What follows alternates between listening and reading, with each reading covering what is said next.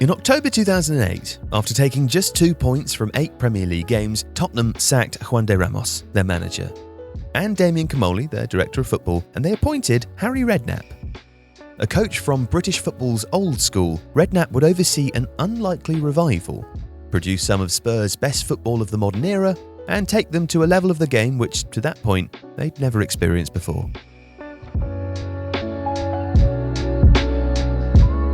Spurs were a mess. The summer before Redknapp's arrival, Dimitar Berbatov, Robbie Keane and Paul Robinson had all been sold. And with the funds generated, a talented but eclectic group of replacements had been assembled. Luka Modric, Aurelio Gomez and David Bentley all came with reputations. So did Roman Pavlyuchenko and Giovanni Dos Santos. Vedran Luka and Loney Fraser-Campbell were part of the pile too. The result was a dismal, incoherent muddle that lost at home to Sunderland and Hull before autumn had even finished. But Harry Redknapp oversaw an immediate improvement. Tottenham would win their first game of the season under him, beating Bolton 2-0 before heading across North London for a North London derby for the ages. A 4-4 draw with Arsenal, which really became a template of sorts for the rest of the season. That night and beyond, Spurs were creative but frail, capable of inventive and fast football, but also equally of tripping themselves up. They'd lose away to Wigan and West Bromwich Albion, but they'd beat Liverpool at home.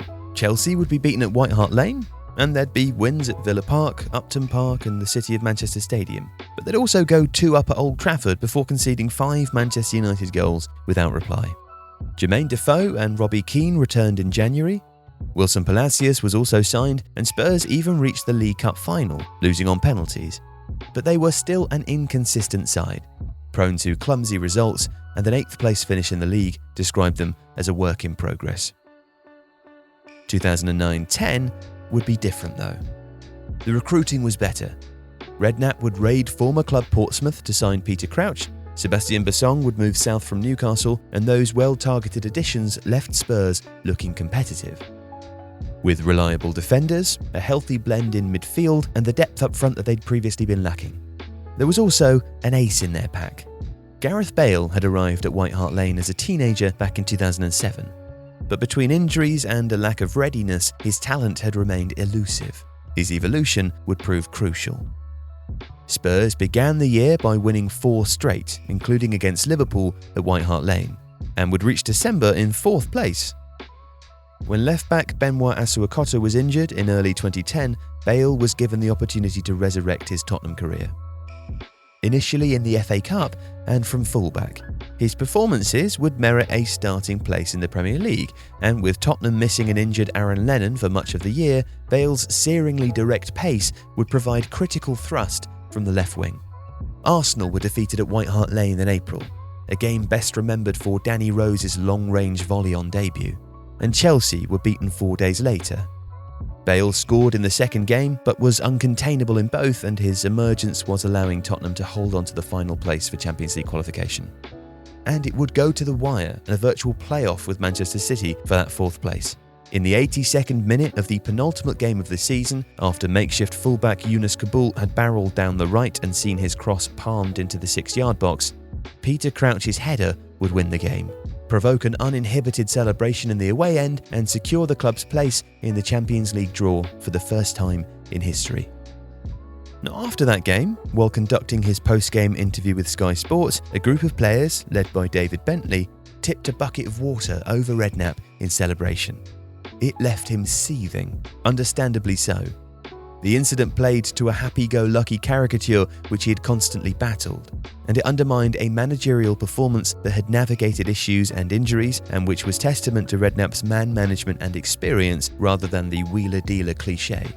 Now, within its context, the year had been a triumph. Bale was a tremendous unexpected success, and so was Modric, but the subplots were full of unlikely stories and sleights of hand.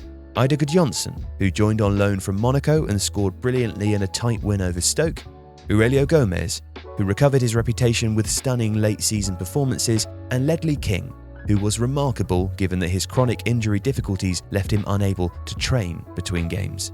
But as an unlikely group and in an uncharacteristic act, they got over the line when it mattered, and the next 12 months would be among the most memorable in a generation. Spurs would beat Young Boys to take their place in the Champions League group stage, and in addition to wins over Werder Bremen and Twente, Gareth Bale would roast Maicon and Inter Milan home and away to begin his ascent to the top of the sport. Spurs would ultimately be eliminated by Real Madrid in the quarter-finals, but not before Peter Crouch's goal had beaten AC Milan at the San Siro, and Tottenham had held their nerve at home to knock out a European heavyweight. Domestically, the last 2 years of Redknapp's reign were conflicting and complicated. In the final hours of the 2010 summer transfer window, the club had snagged a deal for the precociously gifted Rafael van der Vaart, and his performances, often from a withdrawn role in a 4-4-1-1, teased the kind of quality that the club now had access to. But it wasn't an advantage capitalised upon, and Tottenham would spend just £8.5 million ahead of taking part in the Champions League, and £5.5 million the year after. They did clever deals, some of them very shrewd, but proposed signings of Eden Hazard, Sergio Aguero and Luis Suarez never materialised, with short-term alternatives utilised instead to reinforce a creaking squad. Both the 2010-11 and 2011-12 seasons featured thrilling football. At their best, Redknapp's team were certainly among the most attractive to watch in the country.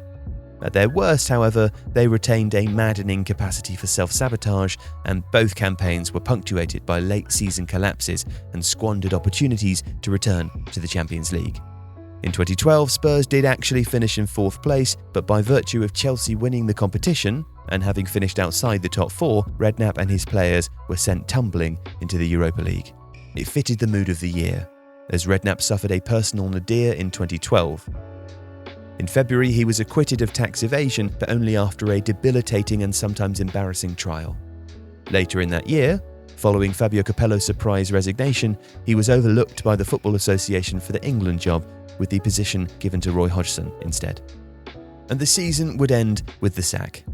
Redknapp would fail to agree a new contract with Daniel Levy, smarting from that second slump, as in many years he was dismissed, eventually being replaced by Andrés Villas-Boas.